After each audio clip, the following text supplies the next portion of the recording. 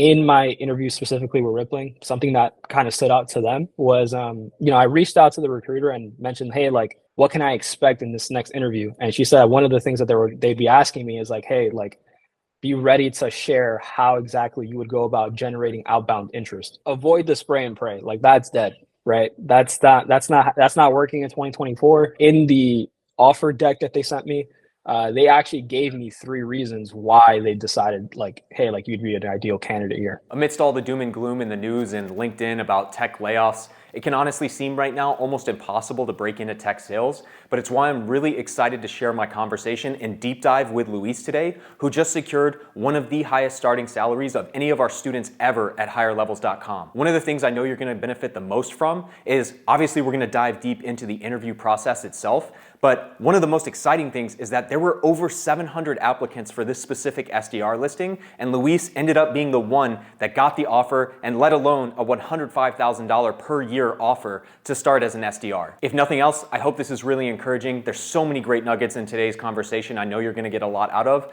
Luis, congrats again and really appreciate your time as always. One, always great talking to a fellow Chipotle alumni. So shout out, one of the most elite orgs in the world. But I'll kick it over to you maybe to set the stage for your background prior to breaking into tech sales and breaking into Rippling, and we'll start there. Yeah, and feel free to probe if there's anything in particular you want to learn more about. But yeah, so I started at Chipotle while I was going to NJIT. I was getting my 4-year degree in marketing.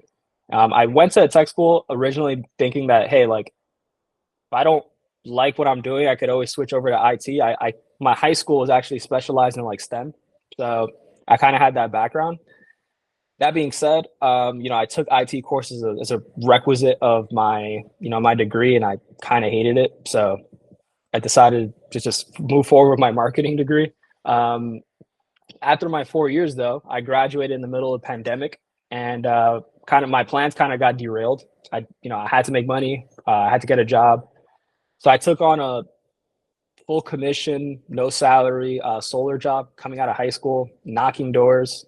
So for 3.5 years, my day to day was just going out there, banging on people's doors, setting appointments, coming back out and closing those appointments, and then managing the account for about 2 to 3 months before I could actually get paid on the account. Right. So it was super tough, but ultimately I thought it was time for me to make a transition into, not knocking on doors, to be quite frank.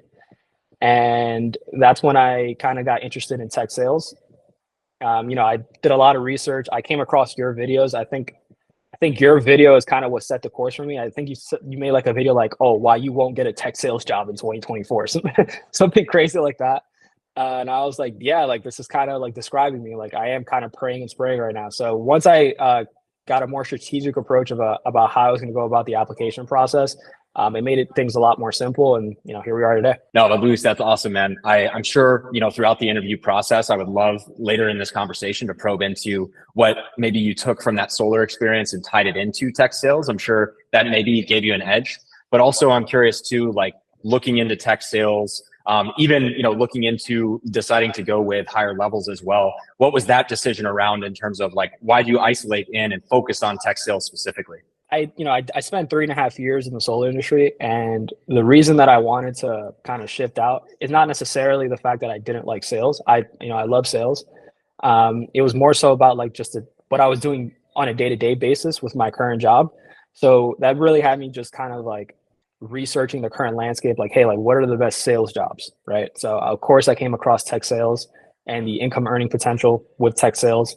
And that was kind of like the main motivation is just getting into a place where I knew that I had like potential to not only like grow from, getting potentially promoted into AE and those kind of different routes, but also, tech is like one of those things. It's not, I'm not going out there and selling Kirby vacuums. You know what I mean? Like in a modern society where more and more people are kind of utilizing some of these tech applications, and some of the companies that I applied for are just companies that I felt like, hey, like these are services and softwares that aren't going to go anywhere, right?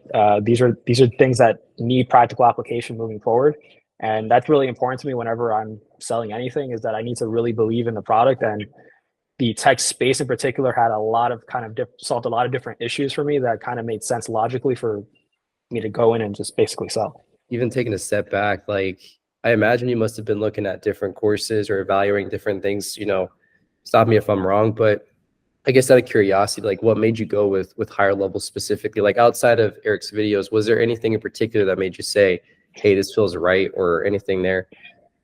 Yeah, so I had talked to a couple people who had already taken like course careers.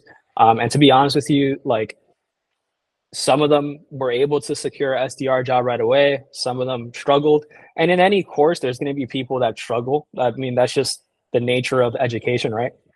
But I think the reason that I went with you guys in particular was that you guys are proven like to be excelling in the space. You guys are doing what I want to do, right? So it was really easy to just be confident and be like, okay, so if I just do what they're doing, if I just shamelessly steal what they're doing, then I should be able to also do the same thing, right? So I think that was the main determining factor, but also these kind of interviews really helped me make my decision. Really, like I took the mini course that you guys offer, the free one, where it's kind of like explaining what tech sales is and whether or not this is like a career path for you. And I think I made a decision to buy the course within like 45 minutes. It was like not even, yeah, like I was it was like bouncing around in my head, and I was like, yeah, no, I'm just gonna buy it.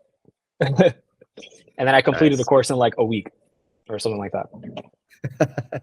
That's amazing, man. Yeah, I mean, kudos to you. You absolutely crushed it. And you mentioned something interesting too, like that you kind of just needed a framework that you could steal. And we love when students do that because it's like, it's people like you that just come in, follow the process, put in the work, and it's very low maintenance students. But maybe walk us through like the process of you getting the gig. You don't have to get into too much detail, but you said something interesting before we click record. Maybe, break that down a little bit further so people can understand out there. Yeah. So for the most part, I did follow just the framework that you guys outlined. Pretty much any job that I was applying to, I was reaching out to the recruiters, the hiring managers in advance. I was sending thank you emails after my interviews. I was preparing heavily for every single interview, trying to probe deeper into like what exactly they're expecting from me in the next interview. In my interview specifically with Rippling, something that kind of stood out to them was, I reached out to the recruiter and mentioned, hey, like, what can I expect in this next interview? And she said one of the things that they'd be asking me is like, hey, like, be ready to share how exactly you would go about generating outbound interest. Like, what would be your strategy? So 2 days prior to the interview, I sent a document outlining my strategy, right? Like 5 pages of like, hey, like this is how many calls I would do, this is how many emails I would do. This would be my LinkedIn strategy. I also sent a cold email sequence that was basically just ripped off of your course, and I put it in there as well. I shared what kind of content I was consuming and like how I was committed to progressing and developing professionally every single day, and that blew them away. I also, to be fair too, I also emailed them. I didn't like send it to them like on LinkedIn or anything like that. So I found their emails, and I sent it to them directly.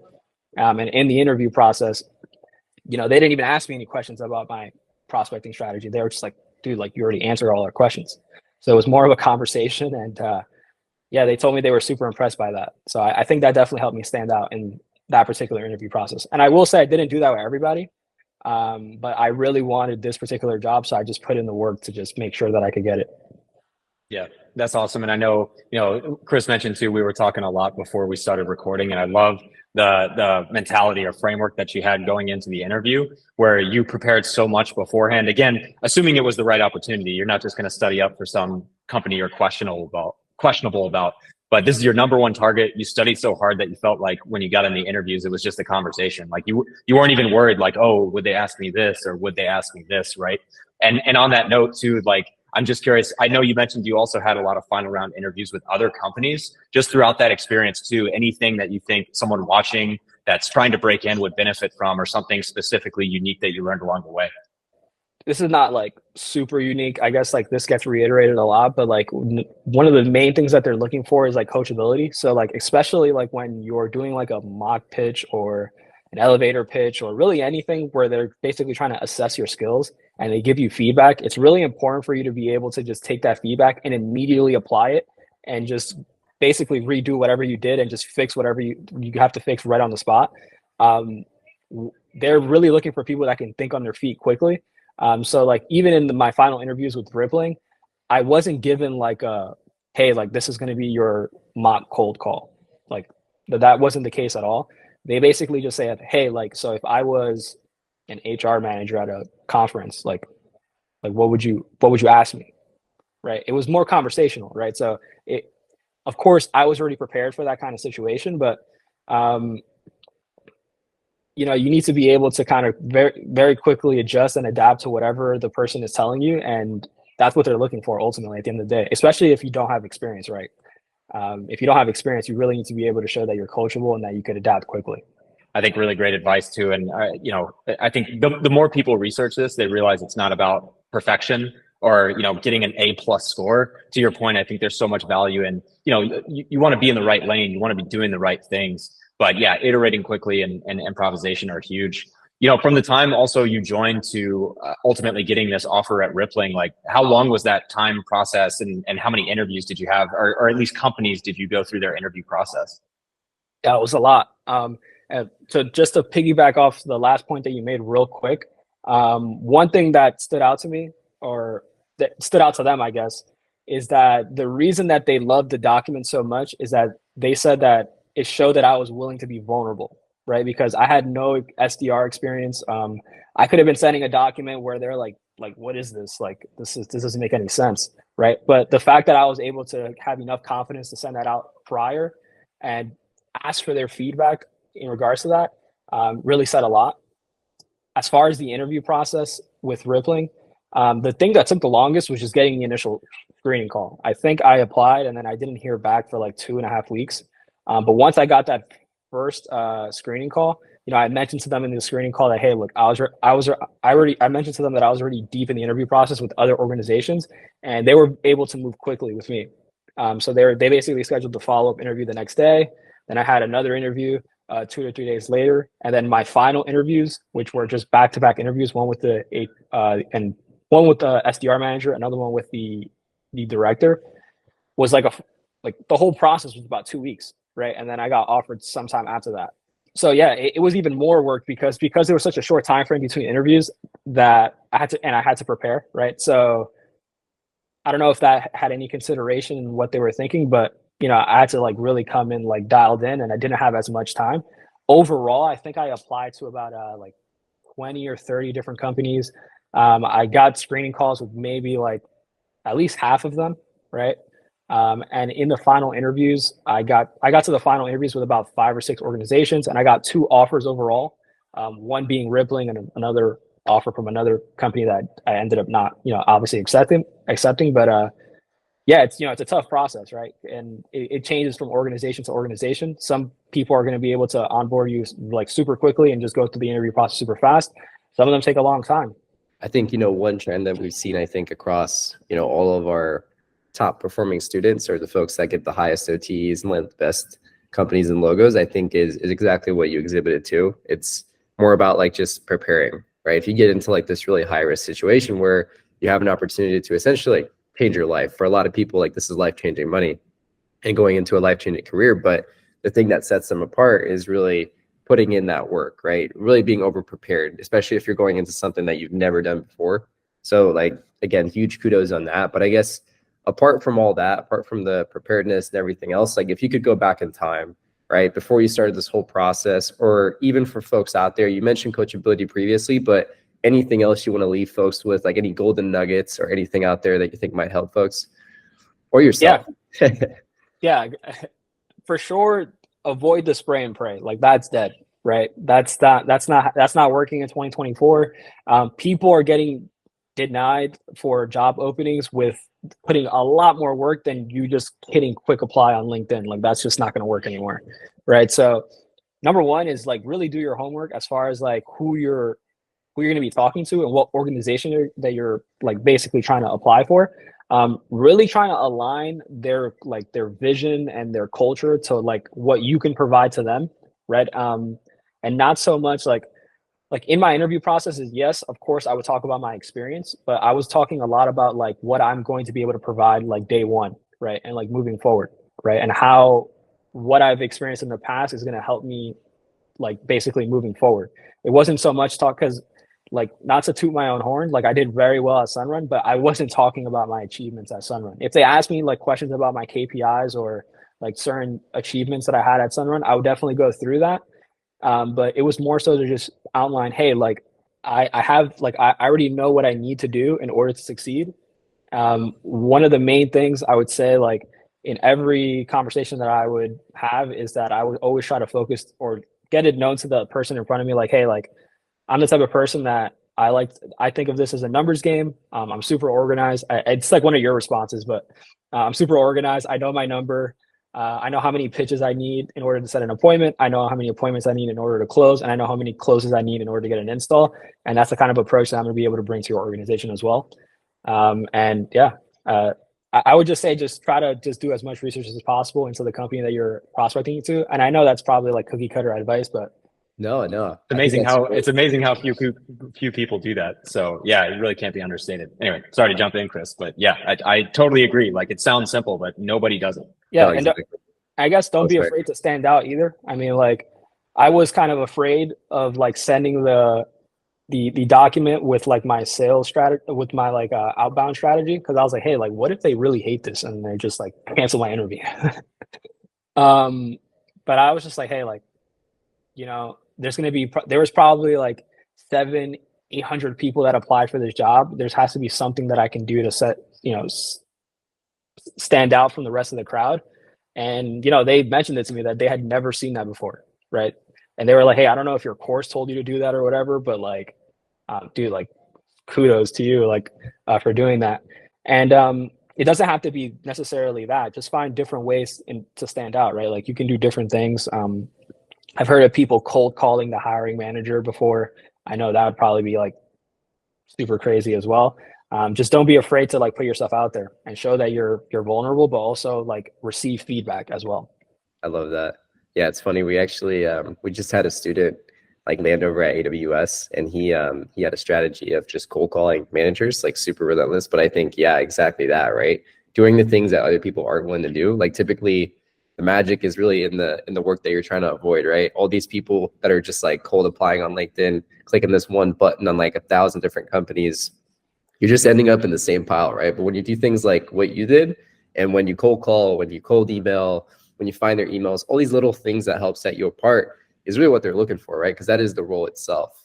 So, but yeah, Lewis, super excited for you, man. And, I have no doubt in my mind that you're going to absolutely crush it over there at Rippling. Really appreciate the time today. And I think people are going to find a lot of value from this. Eric, I'll throw it over to you if you have any famous last words. No, this is great. I really think, honestly, you highlighted the process in a lot of depth that it's great to hear it from you, right? Because I think we talk about these things all the time, but to see the way that you not only took that advice, but made it your own, put in the extra effort to make yourself stand out from 700 to 800 other applicants. Awesome, man. And obviously very excited for you. So really appreciate all the insights. So yeah, absolutely. And I guess one final thing is, I have no doubt that if I took enough time that I could have landed a job similar to this without your course, but obviously it really expedited my like my ability to get hired. I think I got the course like in the middle of December, and it's January 13th, and I now have this role. So to anybody that is trying to make that transition as smooth and easily as possible, I would definitely recommend this course. And yeah, I mean, you could try to go about it and you could try to spray and pray, or you could try to kind of like do the guesswork and try to figure it out on your own, or you could do it, or you could take a course with people who are already doing what you want to be doing. And, a $500 investment into a $105 career path. So there you go. 105,000. I might just to clarify 105,000. Yeah. But no, I appreciate the praise, man. And again, at the end of the day, credit to you. It's like we definitely provide a framework that has worked for a lot of people. But at the end of the day, you're the one that has to stand out in, amongst so many applicants, and to see not only the offer that you got, but the multiple offers that you got. 10, I think 10, 20 companies that you had interviews with. Again, credit for the effort. And yeah, no doubt it was going to happen really, really soon with all the effort. So congrats again. Yeah. Thanks a lot, guys. I really appreciated this chat.